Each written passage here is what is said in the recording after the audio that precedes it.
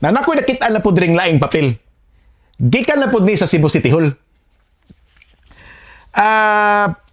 Actually, timaho na sa kung patayng ilaga aning ilang kalaki ron diha. Nga naman, kay kining papila sumpay ni niadtong plano unta sa Cebu City Government nga mangabang og portalet. Pero matud pa gi-cancel ni Raymond Garcia.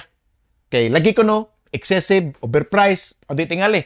Wa magid siya ningon overpriced pero dili priority or something like that. Pero one thing is for sure, gi-scrap gid niya. Hero sa natong higayon na. Gani usakos mga ni pagakpak daig pa kay ko. Pero naon sa pagkaunsa may magyung pagkasud na kos bulsa. Wow, hinon ako kay ngano man kini ay tungod ani. Oh? Nanimaho pang patayng ilaga oy. Kay ba mo ngano? Katong ilang plano di ay nga portalet, di ba ilam tong abangan?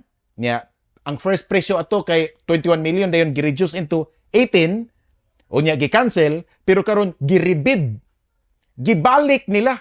Pero sa ilang kamayng laki ang gibuhat sa City Hall sa una usara man to ka kontrata. Karon ilang gitunga, ilang gihiwa. So baligduhan na ka kontrata, portalet og portabat. Ang portalet 5 million plus. Ang portabat 8 million plus. Okay. Nganong ila man gibahig sa duha ang kontrata? Nganong wa man nila giusa? Aron malipat ang mga tao. Aron gamay na lang tan-awon ang presyo. Pero sa pagkatinuod lang, dako gyapon kaayo. Di na lang gunta mag-ilaray. Kay bawo ko nga si Raymond Garcia di kabalibad or dunay dili magpabalibad or basin lang tingali team player lang gini si Raymond. Mo nagibalik ginila, gipugos ginila ning portalet. Pero sige na lang, gikinahanglan maka-gyud di ay na. Sige na lang. Pero ako personally, sorry na lang ha. Di gigo kumbinsido aning yung mga presyo. Ngano man, nisuway ko og hangyo diri sa Cebu City og pakot aning mga suppliers portalet. Now gitagaan ko quotation. Ang naa nila diri kay Bawa Gonza og mga yos Raymond ani hatag ko na nimo sir. 500 pesos a day ang ilaha.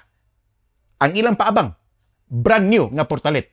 Pero kining inyo ha Cebu City, kwinta-kwinta nako, moabot og almost 3,000 pesos a day. Dakong diferensya oy. Munang ako, sorry na lang, makaingon gid ko, di gid ko niyo pwedeng isod bulsa. Aning tungura, may labot sa presyo. Pero sige na lang. Kaya tayo mahimo. Mutuon na gid ko sa panultihon mga kaigsunan. Nga tanang kaliwat og tan naa nagpunsisok diya sa Cebu City Hall.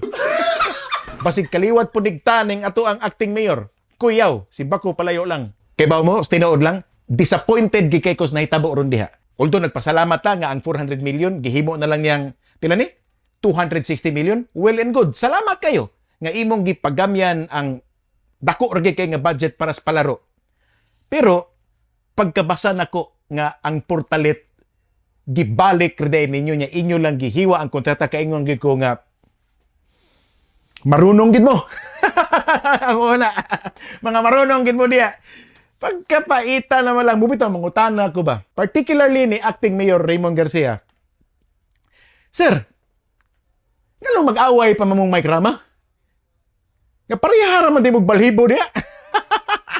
The Not So Late Show with Jason Monteclar.